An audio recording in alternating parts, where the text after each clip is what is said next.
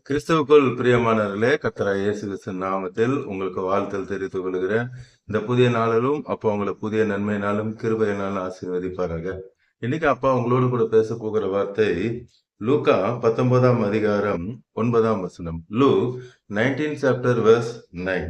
இயேசு அவனை நோக்கி, இன்றைக்கு இந்த வீட்டுக்கு ரட்சிப்பு வந்துச்சு. இந்த காலை நேரத்துல அப்பா சொல்றாங்க, இன்னைக்கு உங்க வீட்டுக்கு ரட்சிப்பு வந்தது. இன்னைக்கு எந்தெந்த காரியத்துல உங்களுக்கு ஒரு விடுதலை இல்லை என்று சொல்லி நீங்க நினைத்து கொண்டு இருக்கிறீங்களோ, எல்லா காரியத்திலையும் அப்பா என்ன பண்ண போறாங்க, உங்களுக்கு ஒரு அற்புதத்தை இந்த காலை நேரத்துல செய்வேன் என்று சொல்லி சொல்லுகிறார். இன்னைக்கு அநேகர் ரட்சிப்புனா என்னன்னு தெரியலன்னு சொல்றாங்க. புதிதா பார்க்கிறவங்க, புதிதா ஏசப்பாவை தேடி வரவங்க, அவங்களுக்குலாம் ரட்சிப்புனா என்னன்னு தெரியல. ரட்சிப்புனா வேற ஒண்ணும் இல்ல, காப்பாற்றுதல், துன்பத்துல இருந்து ஒரு விடுதலை, ஒரு மீட்பு. சில நேரம் நம்ம ஆபத்து நேரத்துல இருக்கிறோம், யாராவது விடுதலை கொடுக்க மாட்டாங்களான்னு நினைக்கும் போது ஒரு விடுதலையை தருகிறது. இப்படி அநேக காரியங்களை நம்ம ரட்சிப்பை கொடுத்து சொல்லிக்கொண்டே போகலாம். மெயினா சொல்லணும் அப்படின்னா, பாவத்திலிருந்து ஒரு மீட்பை தேவன் தருகிறார். ஒவ்வொரு மனிதனும் பாவம் செய்து எங்க போறாங்க, நரகத்துக்கு போறாங்க. அந்த மனிதன் நரகத்துக்கு போகாம அப்பா கூட நித்திய காலமா இருக்கணும்னு சொல்லி அப்பா அந்த பாவத்திலிருந்து அவங்க என்ன பண்றாங்க, மீட்டு எடுக்கிறாங்க. அடுத்து நம்ம பார்க்கலாம்னா, நித்திய ஜீவனை அப்பா தராங்க. பாவத்திலிருந்து மீட்டெடுத்த மக்களை பரலோகத்துல சொர்க்கத்துல அப்பாவோடு கூட இருக்கும்படி அப்பா என்ன பண்றாங்க, அந்த நித்திய ஜீவனை தராங்க. அடுத்ததாக அப்பாவோட கூட இருக்கிற அந்த உறவு, பாவம் செய்ததுனால ஆதாம் ஏவாள் பாத்தீங்கன்னா பாவம் செஞ்சுட்டாங்க. அந்த பாவம் செய்ததுனால அவங்க அப்பா கூட இருந்த அந்த உறவு போயிடுச்சு.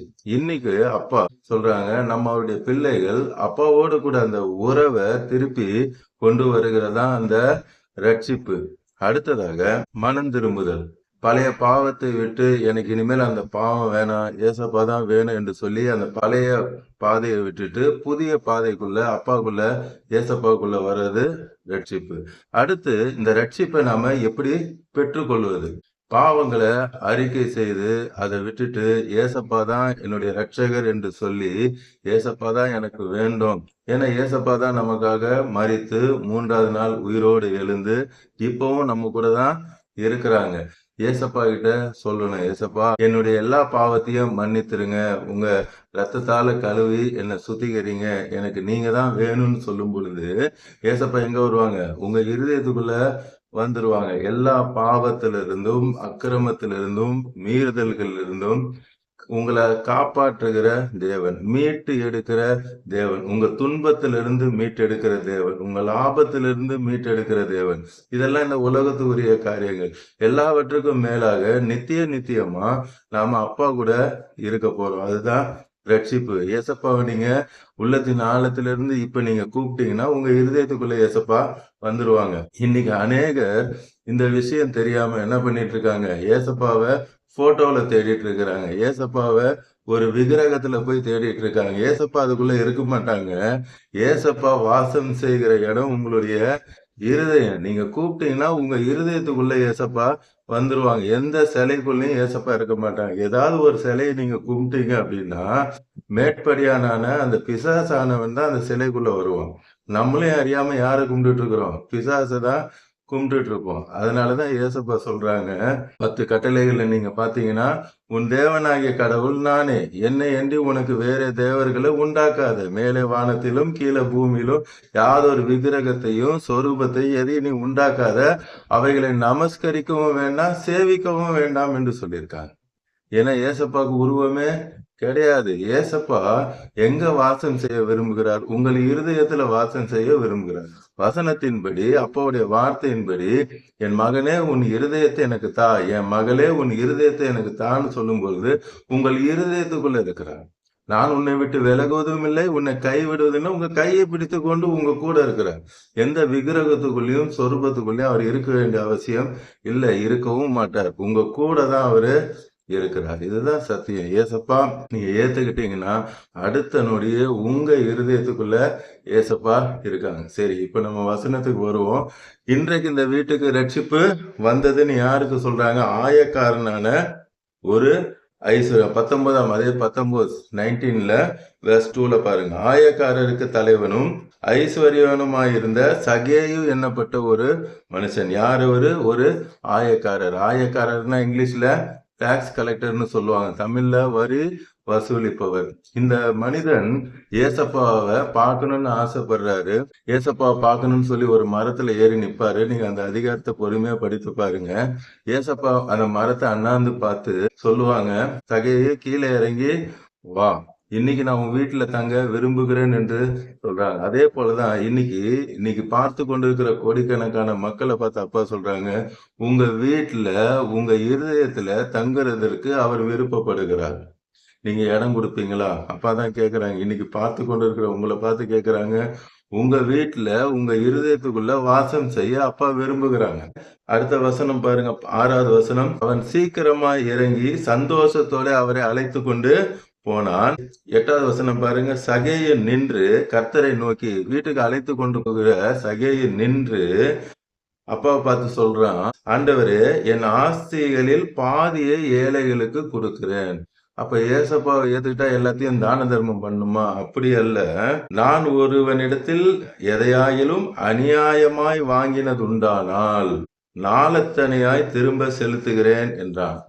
இங்க சொல்றாரு, என்ன சொல்றாரு? நான் அநியாயமா வாங்கியிருந்தேன்னா நாளத்தனமே. அவர் என்ன அநியாயமா வாங்கினார்? டாக்ஸ் கலெக்டரா தானே இருந்தாரு. என்ன அநியாயமா வாங்கினாருன்னு நீங்க நினைச்சிருக்கலாம். அவர் வேற ஒன்றும் அல்ல, அந்த காலத்துல ரோமர் தான் ஆட்சி செய்தாங்க. இப்ப இந்தியால பிரிட்டிஷ்காரங்க ஆட்சி செய்யும் பொழுது அவங்களுடைய ஏஜென்ட்டாக நம்ம நாட்டு ஆளுகளை தான் அந்தந்த ஊர்ல வைத்திருப்பாங்க. அவங்க தான் அந்த வரியெல்லாம் வசூலித்து அவர்களுக்கு கொடுப்பாங்க. அதே போல இஸ்ரேல் ஜனங்களுக்கு வரியை வசூல் பண்ணுவதற்கு ரோமர்களால் நியமிக்கப்பட்டவன் தான் இந்த சகை. இவர் மாத்திரம் இல்ல, மத்தையும் அதே போலதான் டாக்ஸ் கலெக்டராக இருந்தாங்க. இப்ப இவங்க மேல ஏன் மக்களுக்கு கோபம் அப்படின்னு பாத்தீங்கன்னா, ஒரு எடுத்துக்காட்டுக்கு சொல்றேன். ஒரு மாதத்துக்கு ஒரு குடும்பம் 10 ரூபாய் கொடுக்கணும் அப்படின்னா இவர் என்ன பண்ணுவாரு, அந்த ஊர்ல இருக்க ஒரு 100 குடும்பத்துக்கு மொத்தமா எவ்வளவு கொடுக்கணுமோ அந்த ரோம சாம்ராஜ்யத்துக்கு கொடுத்துருவாரு. 10 ரூபாய் ஒரு குடும்பத்துக்கு கொடுத்துருவாரு. மாதம் மாதம் 1 ரூபாய் 1 ரூபான்னு வாங்குவாரு. எக்ஸ்ட்ரா 2 ரூபாய் வாங்கிடுவார். ஒரு எடுத்துக்காட்டுக்கு சொல்றேன். இப்படி மக்களிடத்துல ஏன் 10 ரூபாய் தான் அவங்க கொடுக்கணும், ஆனா எவ்வளவு எக்ஸ்ட்ரா கொடுக்குறாங்க? 2 ரூபாய் அதிகமா கொடுக்குறாங்க. இதனால மக்களுக்கு அவர்கள் மேல கோவம், அந்த சகையை மேல கோவம், இந்த மாதிரி எக்ஸ்ட்ரா வாங்குறாங்களேன்னு சொல்லி கோபம். அதனாலதான் இங்க சகையை சொல்றாரு, நான் அநியாயமா வாங்கினது உண்டானா நாளத்தனியாய் திருப்பி தருகிறேன் என்று சொல்லி. ஏசப்பா அந்த வீட்டுக்குள்ளே இன்னும் போல, வரன்னு சொன்னதுக்கு அவனுடைய பாவத்தை அறிக்கை செய்து ஏசப்பாவை தன் சொந்த ரட்சகராக ஏற்றுக்கொண்டான். அதுதாங்க நடக்கும். இன்னைக்கு நிறைய பேர் நினைக்கிறாங்க, நான் பாவத்தை விட்டுட்டு வருவேன்னு சொல்றாங்க. 10 வருஷம் ஆனாலும் வரமாட்டாங்க, 20 வருஷம் ஆனாலும் வரமாட்டாங்க. ஏசப்பா கிட்ட வந்தாதான் பாவம் போகும். ஏசப்பா கிட்ட வந்தாதான், அவர் வந்தாதான் உங்களுக்குள்ள இருக்கிற அந்த அக்கிரமங்கள், மீறுதல்கள், துன்மார்க்கத்தனம் எல்லாம் உங்களை விட்டு போகும். ஏசப்பா நீ பாவின்னு சொன்னாங்களா? சொல்லவே இல்லையே. ஆட்டோமேட்டிக்கா அவரே சொல்றாரு, நான் எதா அநியாயமா வாங்கியிருந்தேன்னா நான் நாலு தனியா திருப்பி தருகிறேன் என்று சொன்னேன். இன்னைக்கும் ஏசப்பா உங்க வீட்டுல வாசம் செய்ய விரும்புறேன். நீங்க நான் பரிசுத்தம் ஆகணும்னு நினைக்கிறீங்களா? ஏசப்பாவுக்கு உங்க இருதயத்துல இடம் கொடுங்க. ஆட்டோமேட்டிக்கா நீங்க பரிசுத்தம் ஆயிடுவீங்க. ஏசப்பா அந்த வீட்டுக்கு வந்தாங்கன்னா சந்தோஷம் உண்டு, சமாதானம் உண்டு, ஆசீர்வாதம் உண்டு, சுகம் உண்டு, எல்லாம் உண்டு.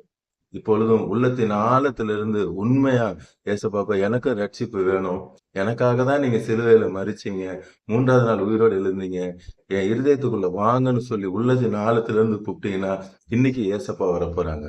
உங்க வீட்டுல இன்னில இருந்து ஒரு ஆசீர்வாதத்தை பார்ப்பீங்க. கண்களை மூடி நாம் கல்வாரி சிலுவையை நோக்கி பார்க்கலாமா? அன்பின் பரலோக தகப்பனே, இப்பொழுதும் உங்களுடைய பிள்ளைகளோடு கூட பேசுனீங்கப்பா.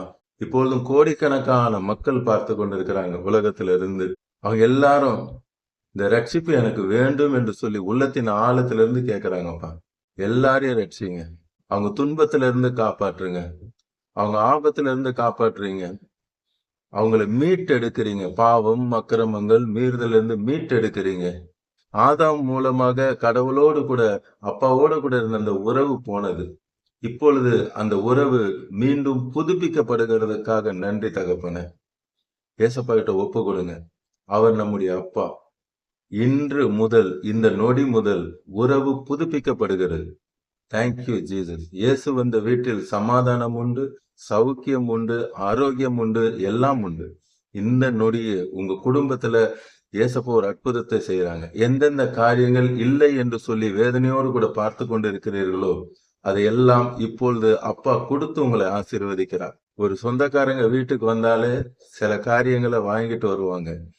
ஆனா சர்வ வல்லமுள்ள தேவனாகிய கர்த்தர் அவர் வரும் பொழுது உங்களுக்கு என்ன தேவை என்பதை அறிந்திருக்கிறார். அப்பா சொல்றாங்க, உங்களுக்கு தேவையானதை இப்பொழுது நான் கொண்டு வருகிறேன்.